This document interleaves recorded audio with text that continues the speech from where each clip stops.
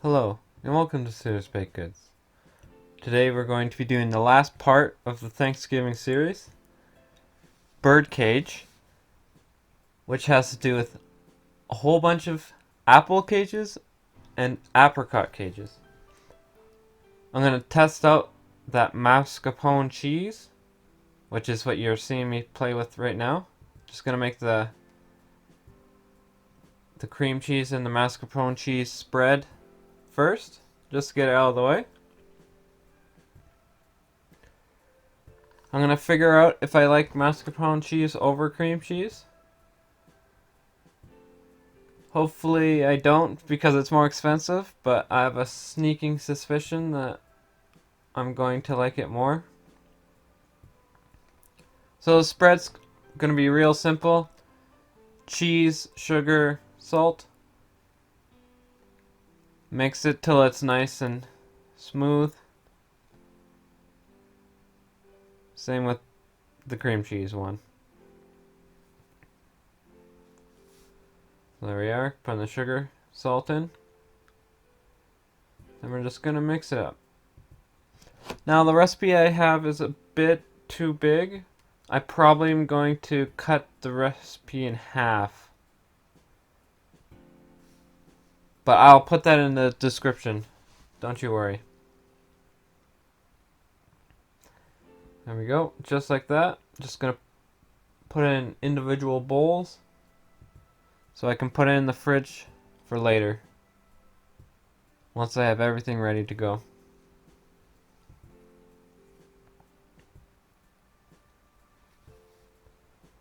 Now, same exact thing, but with cream cheese.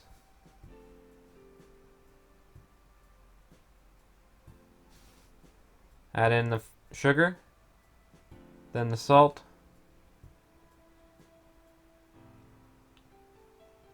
Start mixing that up. Make sure you're using room temperature cheese. That way it mixes a lot quicker. Don't leave it out for too long, just leave it out long enough to be able to mix it well. Now that that's all mixed, I'll pour it into my bowl and get on to the actual cages.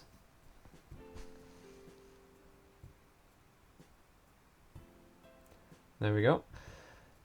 For the apple cages, I use brown sugar with cinnamon to roll the apples in.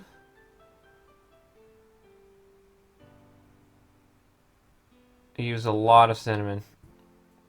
Now this is also a little bit too much brown sugar and cinnamon, so I probably will cut that also in half.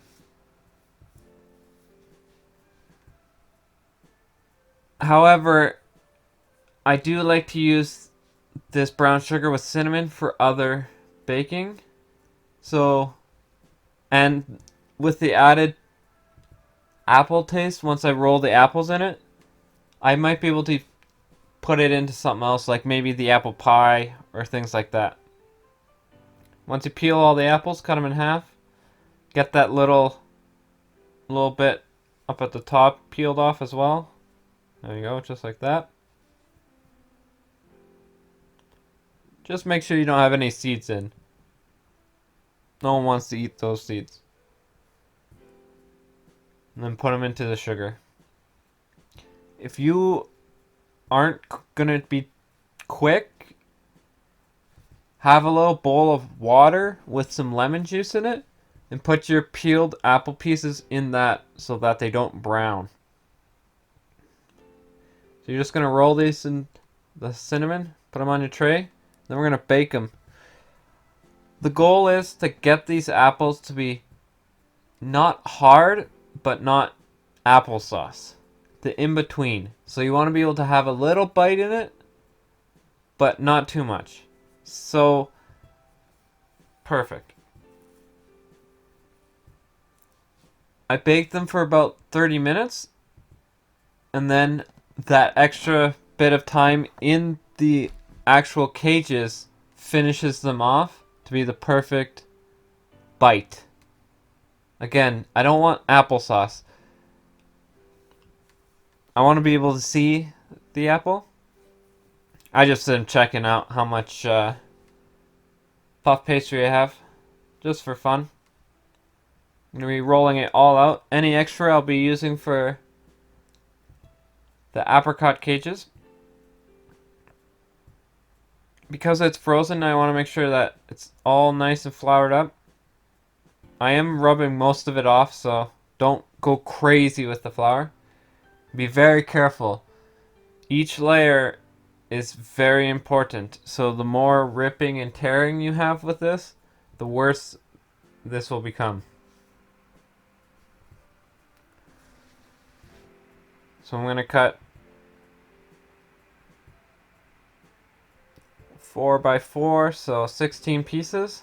That'll be 8 cages.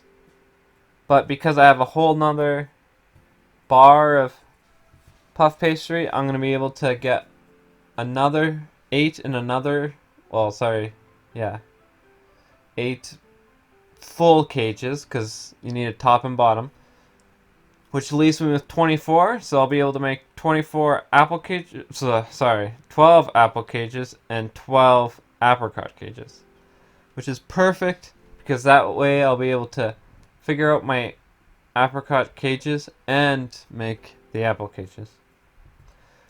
Make sure once they're cut that you stack them up, cover them, and put them in the fridge. You don't want the butter to start melting in this. After rolling this out a little bit, I'm not going to have enough space, so I'm going to cut this in half and roll individual halves. I would be able to roll out this on a bigger bench, which will be a lot easier once I get into the bakery, but for now, half at a time. You want this to be about 1/3 of a centimeter, maybe a bit more. Don't go too crazy. These do puff up a lot in the oven. Don't worry about getting the perfect square either, because it is dough, so you can always maneuver it around to get the shape you want.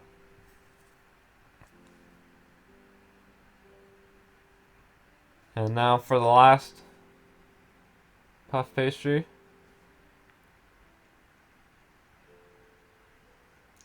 Again, be very careful. Don't rip this. If you see any ripping happening, make sure you get some flour on so that it's not sticking or anything like that. For those end pieces, because they're a bit wonky, they're not like a perfect square. Try to use those for the bottom or the top, whatever you're more comfortable with, that you need to be easier. So if you think the bottom needs to be bigger, use the perfect squares so that you get a nice big bottom, and then use those misshapen squares for the top. That way it will make it a lot easier for you. Once those apples come out, just let them cool. I know I just threw all those pieces there. Don't do that. It could ruin them, and I don't want to do that. I want to keep them stacked up. I'm just being silly. I don't know why I'm doing that. But we're going to first do the 12 tops, and then we'll do the 12 bottoms. What I like to do for the design is 3 cuts all the way through, and then 1 not all the way through, and then 1 not all the way through. That way you get this shape where you get 3 big cuts and 4 little cuts. And then we're going to just continue doing this for all of them. This is the last one. It's the same thing. You guys don't need to be bored to be watched the whole thing. Just like that. Simple. Now on to the bottoms. Just so you guys can see, I'm going to show you nice and slowly all of them. Where when I do that later on, I'll do a whole bunch, like 6 or so, and do them all at once. That way it's a lot quicker for me, but just so you guys can see, I'm going to start with one at a time, just so you can get a good look at it. So very simple. I have my egg wash with cinnamon. You want to get that beautiful cinnamon smell, color, taste. So you want to cover this with all of that. The one thing I might change with the apple cages is I might add either icing sugar or apple simple syrup glaze, something along those lines. Because if you look, there's a lot of dough that's not connected to the apple, and when that happens is you take a bite and you only get dough, and you want this to be an apple cage.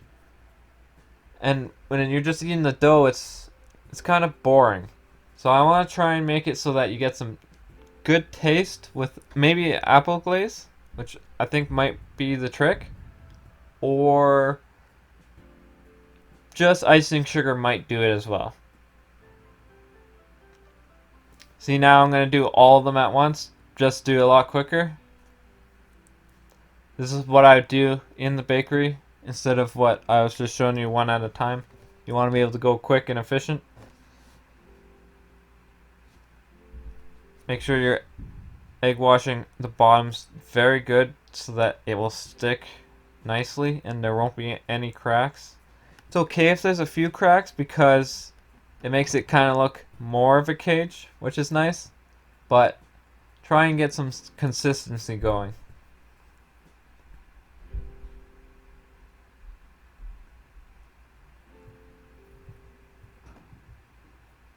There we go.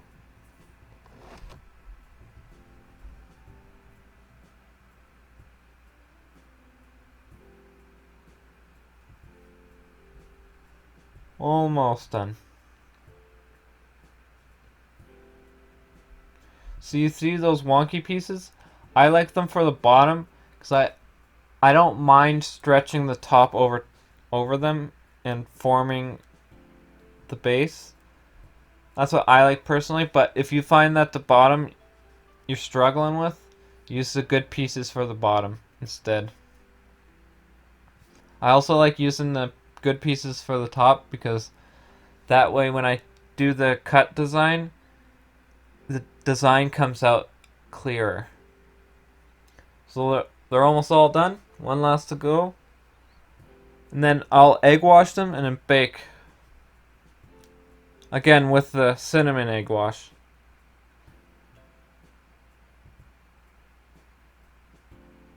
If at any point in time you need to stop and do something else for whatever reason, pop these into the freezer, or sorry, the fridge. That way your dough doesn't melt or anything. And make sure don't egg wash it until you're putting it into the oven.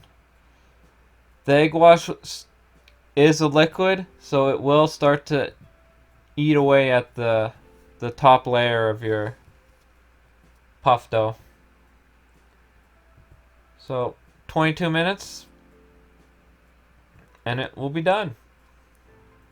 Now again, my oven's a bit wonky, so I have to add a bit for the bottom half. Bottom half will probably be 24 minutes, but that's okay. Make sure with the apricots that you're drying them with paper towel. During the season of apricots, I definitely begin fresh apricots and candying them myself, putting them in some simple syrup. But for now, I'm gonna have to stick with canned, which they're still good. It's a good brand. I'm liking these ones.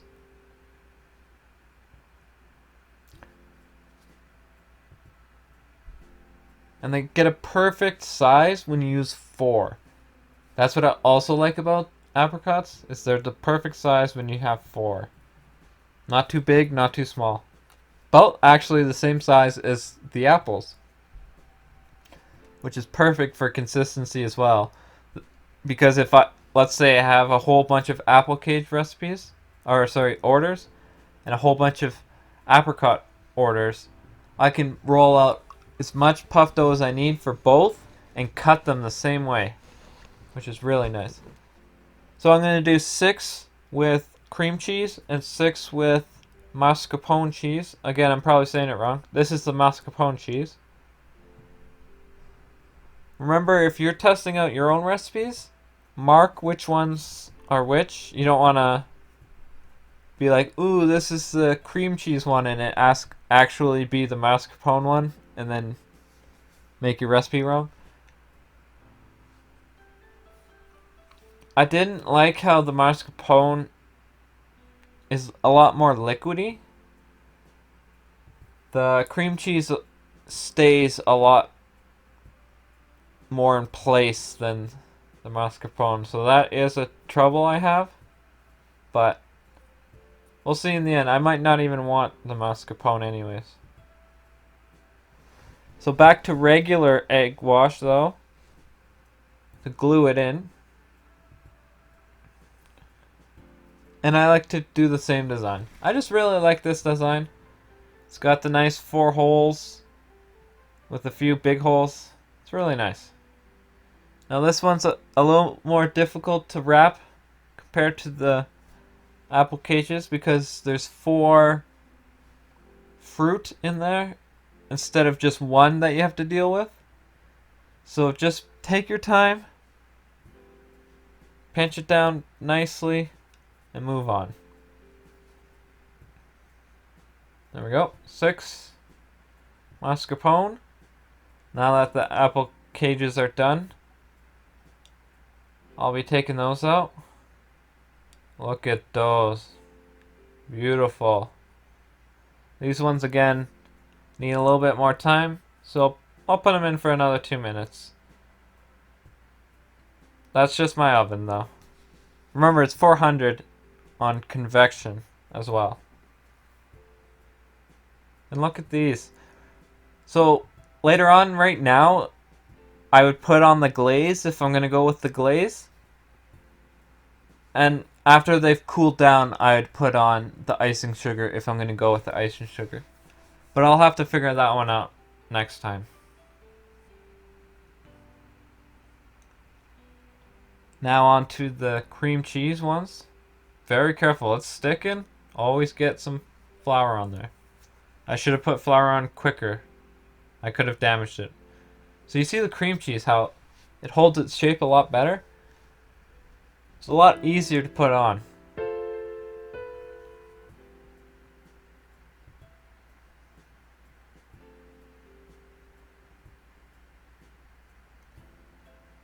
Looking good. You can do the same thing with peaches or any stone fruit really, or any fruit for that matter. Just make sure you play around with it, make sure you know what you want. Like with the apples, it goes really good with cinnamon. These apricots going really good with cheese, like cream cheese or mascarpone cheese. So it's all up to you.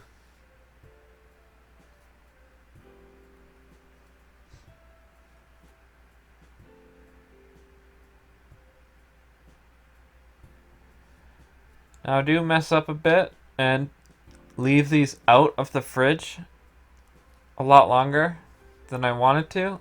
And I also forget to egg wash them right away. So this dough's a bit melted. So it's not going to seal properly. It's still going to look good, but not the best. And it's not going to look... Or sorry...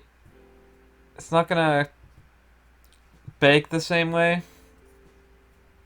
As you can see, there's a bit of more black, which is okay, but again, I would have preferred a little less than that. Now that they're all done, I'll tell you which one I like. It's the mascarpone cheese, which sucks because it costs more, but it was beautiful. It tasted so good. This is the apricot ones, and with the mascarpone, it really brought out the apricots. It was really good. And these are the apple cages. Looking good too. I'm really enjoying these ones. These were so much fun. If you've liked this video, please like and subscribe. You can follow me on Facebook, Twitter, or Instagram. I even have my own website. Thank you, and have a nice day.